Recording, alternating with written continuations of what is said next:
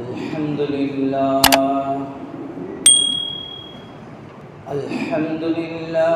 रब्बिल आलमीन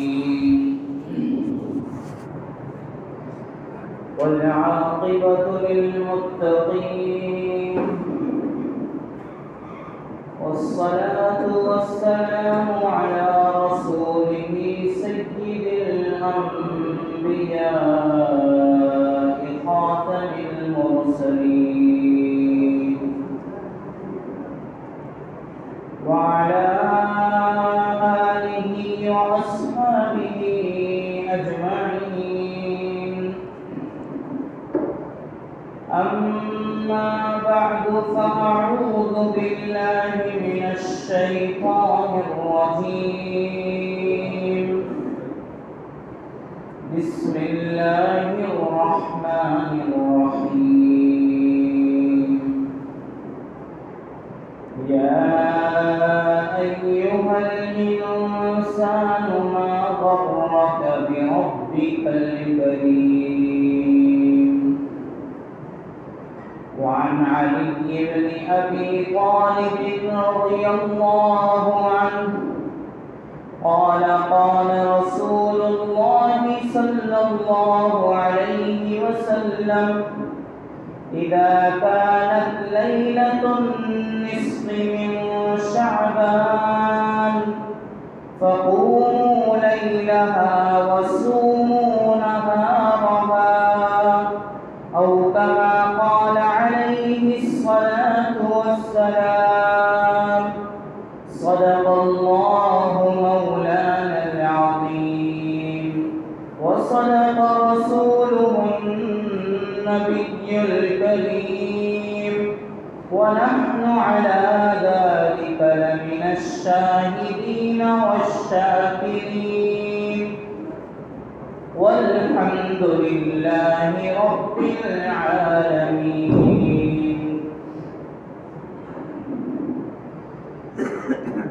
काबिल एहतराम मेरे बुजुर्गों, दोस्तों और मेरे अजीज साथियों, अल्हम्दुलिल्लाह आज जुमा का मुबारक दिन गुजरने के बाद एक ऐसी मुबारक रात आने वाली है जिसको हदीस में नजात की रात करार दिया गया है, जिसे हदीस में लैलतुल बरात कहा जाता है, जिसे हम अपनी ज़बान में शबे बरात कहते हैं। ये ऐसी बेहतरीन, ऐसी खूबसूरत रात है कि इस रात में इबादत करने वाले के सारे गुनाहों को बख्श दिया जाता है। और ये रमज़ानुल मुबारक की मुबारक लम्हात, मुबारक दिन में दाखिल होने से पहले इस्तक़बाल की एक रात है। यह हकीकत में रमज़ान के लिए तैयार होने की एक रात है और उसके इस्तक़बाल की एक रात है। अल्लाह तबारक व तआला अपने हर मोमिन बंदे को पाक व साफ करके ऐसे मुबारक दिनों में दाखिल करना चाहते हैं। चाहते हैं कि मेरा हर बंदा ऐसे मुबारक रमज़ान के मुबारक महीने में दाखिल होने से पहले पाक व साफ हो जाए, गुनाहों की गंदगी से पाक होकर फिर अल्लाह के मुबारक महीने में दाखिल हो, ताकि उस मुबारक महीने की रहमतें, बरकतें और आफियतें हर एक को नसीब हो जाएं। तो आज की रात बड़ी मुबारक रात है जिसे शबे बरात कहा जाता है। ये रात, इस रात के अंदर अल्लाह तबारक व तआला फरिश्तों को आने वाले साल का गोया बजट पेश करते हैं। फरिश्तों को आने वाले साल के फैसले सुपुर्द किए जाते हैं कि कौन आने वाली शबे बारात तक इस दुनिया में रहेगा और कौन इस दुनिया में आने वाली शबे बारात तक नहीं रहेगा, बल्कि उससे पहले ही निकल जाएगा। आज की रात में रिस्क के फैसले किए जाते हैं। आज जो रात मगरिब से शुरू होगी, इस रात में रिस्क के फैसले किए जाते हैं। रिस्क के अंदर क्या क्या दाखिल है? रिस्क के अंदर आदमी का खाना पीना, कपड़ा और रिहाइश, कहाँ रहेगा, कैसे रहेगा, क्या खाएगा, क्या कमाएगा, बच्चों की पैदाइश, इसी तरह ईमान भी दाखिल है। रिस्क के फैसले होंगे, ईमान के भी फैसले होंगे कि कौन ईमान पर बाकी रहेगा, कौन ईमान से निकल जाएगा। इसलिए 5 रातें ऐसी हैं कि जिनमें दुआएं कबूल होती हैं। उनमें से एक शबे बारात भी है। शब के माना आते हैं रात, बारात के माना आते हैं नजात, नजात की रात। क्योंकि अल्लाह तबारक व तआला इस रात में अपनी इबादत करने वालों को खुसूसियत के साथ जहन्नम से नजात अता फरमाते हैं। गुनाहों की मग़फ़िरत करके जहन्नम से नजात अता फरमाते हैं। नबी अकरम अलैहिस्सलातु वस्सलाम ने इसकी मिसाल बयान फरमाई कि कितना नजात अता फरमाते हैं, कितनी बख्शिश फरमाते हैं इस रात में। फरमाया करीब में कबीला बनु कलब की बकरियां बहुत मशहूर थी और बहुत कसरत से कबीला बनु कलब वाले बकरियां पाला करते थे। तो नबी अलैहिस्सलातु वस्सलाम ने अल्लाह ताला की मग़फ़िरत को समझाने के लिए ये कहा कि ये जो कबीला बनु कलब की बकरियां हैं ना, इनके बालों की तादाद के बक़द्र, बल्कि उससे भी ज़्यादा अल्लाह ताला आज की रात में इबादत करने वालों की मग़फ़िरत फरमा देते हैं। यानी बेहिसाब मग़फ़िरतें होती हैं, बेशुमार अल्लाह ताला जहन्नम से नजात के फैसले फरमाते हैं। मगर किसके? बेमांगे, बिना अल्लाह से दुआ किए। बाज़ बुज़ुर्गों की तो मग़फ़िरत हो जाती है यूँ ही, छोटे मोटे गुनाह जिन्होंने किए हो, अल्लाह ताला बिना मग़फ़िरत मांगे यूँ ही मग़फ़िरत कर देते हैं। लेकिन जो गुनहगार हैं उन्हें इबादत करना पड़ेगा, उन्हें आज की रात में अल्लाह के सामने क़याम करना पड़ेगा, उन्हें अल्लाह के सामने गिड़गिड़ा कर माफ़ी मांगना पड़ेगा, उन्हें अल्लाह के सामने अपने गुनाहों से माफ़ी मांगना पड़ेगा। फिर अल्लाह ताला उन्हें भी माफ़ फरमा देंगे, उनके गुनाहों को भी ख़त्म कर देंगे। नबी अकरम अलैहिस्सलातु वस्सलाम ने फरमाया, अली इब्न अबी तालिब रज़ियल्लाहु तआला अन्हु की रिवायत है, क़ुमू लैलहा वसूमू नहारहा। इस रात की फजीलत में बहुत सारी अहादीस हैं। बाज़ लोग इस रात के मामले में इफ़रात के शिकार हैं, बाज़ लोग तफरीद के शिकार हैं। यानी बाज़ लोग इस रात के मामले में हद से बढ़े हुए हैं, जितना साबित है उससे ज़्यादा बाज़ बातें बढ़ाए रखे हैं। और बाज़ लोग इस रात के मामले में गलत फहमी के शिकार हैं, बल्कि इस रात का इनकार करते हैं कि इस रात की कोई फजीलत नहीं है। हालांकि नबी अकरम अलैहिस्सलातु वस्सलाम से बाकायदा साबित है, आपने फरमाया कि जब शाबान की रात आ जाए, शाबान की 15वीं रात आ जाए, फ़क़ूमू लैलहा वसूमू नहारहा, तो इसकी रात में क़याम करो, यानी नवाफिल पढ़ो, वसूमू नहारहा, और इसके दिन में यानी 15वीं शाबान के दिन में रोज़ा रखो। तो नबी अकरम अलैहिस्सलातु वस्सलाम से तकरीबन 10 सहाबे किराम रज़ियल्लाहु अन्हुम अजमईन इस तरह की रिवायत करते हैं। तो इस रात के सबूत में तो कोई शक नहीं है, इस रात की फजीलत के सबूत में कोई शक नहीं कि ये रात इबादत वाली है, नजात वाली है, मग़फ़िरत वाली है, दुआओं वाली है। बाज़ लोगों के दिल में ये ख्याल होता है कि ये रात जागने वाली है, तो ये रात महज जागने वाली नहीं है कि बस जाग कर ये रात गुजार दें, ऐसा नहीं। जैसा कि लोग होटलों पर बैठकर गपशप करते हुए और इधर उधर घूमकर और बाइक वगैरह चलाकर इस रात को गुजारते हैं और जागते हैं, तो ये रात महज जागने वाली नहीं है, ये रात इबादत वाली है। अल्लाह के सामने पेश होकर उसकी इताअत और फर्माबरदारी वाली रात है।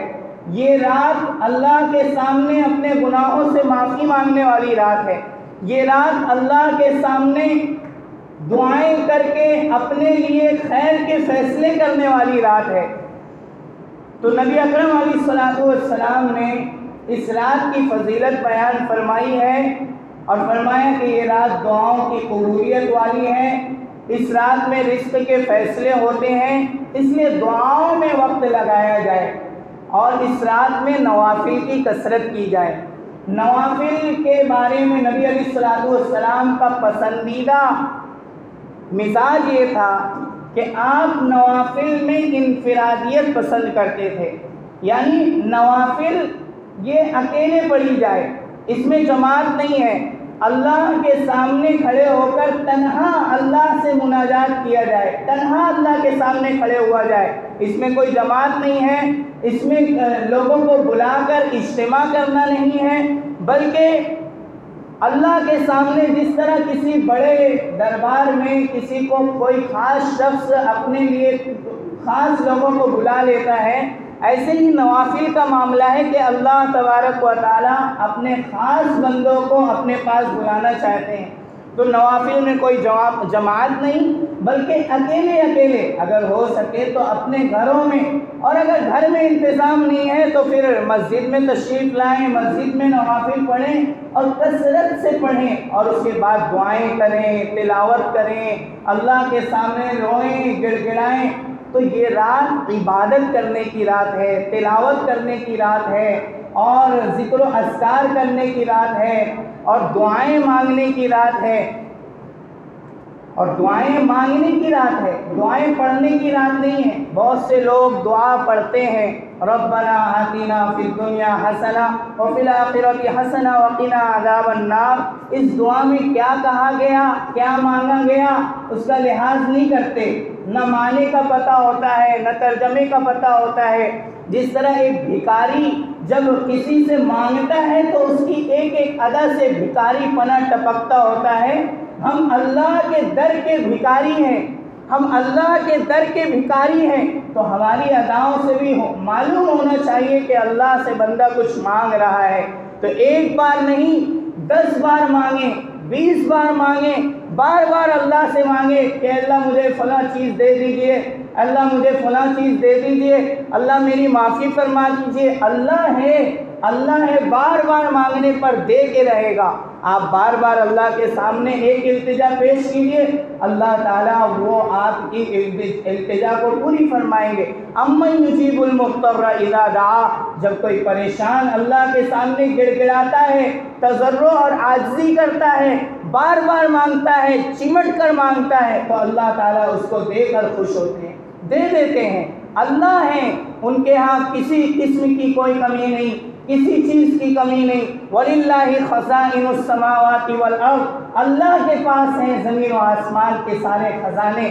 तो दुआएं पढ़ना नहीं है, बल्कि दुआएं मांगना है, दुआएं मांगना है, बार बार मांगे, 10 बार मांगे, 20 बार मांगे। अल्लाह के यहाँ मांगने से किसी की बेइज्जती नहीं होती, बल्कि अल्लाह के दरबार में मांगने वालों की इज्जत बढ़ा दी जाती है, मांगने वालों को दिया जाता है। जो अल्लाह से मांगता है वो कभी महरूम नहीं होता, और जो अल्लाह से नहीं मांगता अल्लाह ताला उसे महरूम करते हैं। तो मांगे, दुआएं इस रात में खूब मांगें, अपने लिए रिज़्क़ के फ़ैसले करवाएं, अपने लिए खैर के फ़ैसले करवाएं, अपने लिए दुआएं मांगें और अपने गुज़रने वाले जो दुनिया से गुज़र चुके हैं उनके लिए दुआएं मांगें। इस रात में नबी अकरम अलैहिस्सलातु वस्सलाम कब्रिस्तान भी तशरीफ़ ले गए थे, इसलिए अगर ज़िंदगी में कोई एक बार कब्रिस्तान चला जाए तो नबी अलैहिस्सलातु वस्सलाम की इस सुन्नत पर अमल हो जाए। लेकिन अगर हर मर्तबा जाना चाहे, हर शबे बारात पे जाना चाहे, तो ये ना समझे कि ये शबे बारात का हिस्सा है, बल्कि बस यूं ही जैसे जुम्मा के दिन जाते हैं, वैसे ही एक मुस्तहब अमल समझते हुए चला जाए कि मैं जाकर वहाँ पर दुनिया से गुजरने वालों के लिए दुआएं मग़फ़िरत करूँगा, तो इसमें कोई हरज नहीं है। लेकिन अगर कोई ये समझते हुए जाए कि चूँकि शब बारात में रात में क़याम किया जाता है, दिन में रोज़ा रखा जाता है, ऐसे ही कब्रिस्तान में जाना भी शब बारात का हिस्सा है, तो फिर ये अमल बिदात बन जाएगा। तो इस रात को न बिदात का अमल बनाया जाए, न इस रात में किसी किस्म की बिदात की जाए। शैतान अब हर अमल में अपना हिस्सा लगा देता है। शैतान ने अल्लाह से ये कहा है कि मैं इंसान की इबादत में चार तरफ से आऊँगा, इंसान की ज़िंदगी को बर्बाद करने के लिए बिदातें दाखिल कर दूँगा, फुजूलियात दाखिल कर दूँगा। तो इस रात का ताल्लुक़ किसी बिदात से नहीं, इस रात का ताल्लुक़ किसी तरह के खाने पीने से नहीं, इस रात का ताल्लुक़ किसी तरह के पटाखे फोड़ने से नहीं, बल्कि इस रात का ताल्लुक़ अल्लाह से माफ़ी मांगने से है। अल्लाह के सामने माफ़ी मांगी जाए, दुआएं की जाए और अगले दिन रोज़ा रखा जाए। और शब बारात का रोज़ा, अभी मैंने नबी अलैहिस्सलाम की एक हदीस पढ़ी कि शब बारात का जो एक रोज़ा है वो एक रोज़ा है, दो नहीं है। इसमें आम तौर पे लोगों में बहुत गलत फहमी पाई जा रही है। लोग पूछ रहे हैं कि दो है कि एक है। दो है ना, क्योंकि आशूरे में जिस तरह दो रखा जाता है, एक से मना किया जाता है, वैसे ही लोग यहाँ पर भी समझ रहे हैं कि एक रोज़ा नहीं होता बल्कि दो रखा जाता है। तो शबे बारात क्या, पूरे शाबान में जितना चाहे रोज़े रखें, पूरे शाबान में जितना चाहे रोज़े रखें, कोई हराम नहीं, कोई मना नहीं।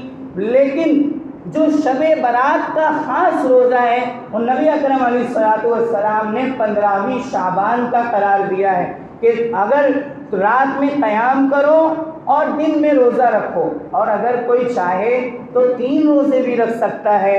और वो 3 रोज़े क्या हैं? अय्यामे 20 के रोज़े, 13, 14, 15, तो उसमें फिर शाबान का भी रोज़ा आ जाएगा।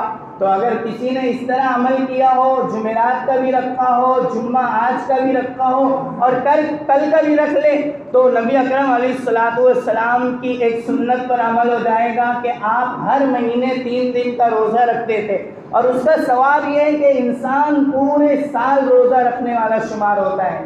महीने में 3 दिन का रोज़ा रखने से पूरे महीने का सवाब मिलता है कि गोया इसने पूरे महीने का सवाब रखा। तो दूसरा तरीका ये है कि 3 दिन का रोज़ा रख लिया जाए, 13, 14, 15। और तीसरा तरीका ये है कि इंसान सिर्फ 15 शाबान का रोज़ा रखे, जो कल का रोज़ा है, आज की रात इबादतों में गुजारे और उसके बाद अगला दिन रोज़ा रखे। तो 15वीं शाबान का सिर्फ एक रोज़ा है। लेकिन अगर किसी ने एक कल का भी रोज़ा रखा, परसों भी रखा, 16 शाबान, 17 शाबान, कोई हरज नहीं। किसी ने आज रखा है, कल भी रख ले, कोई हरज नहीं। रोज़ा है, मुस्तहब है, सवाब मिलेगा। हाँ, ये है कि मुस्तहब है, वाजिब नहीं।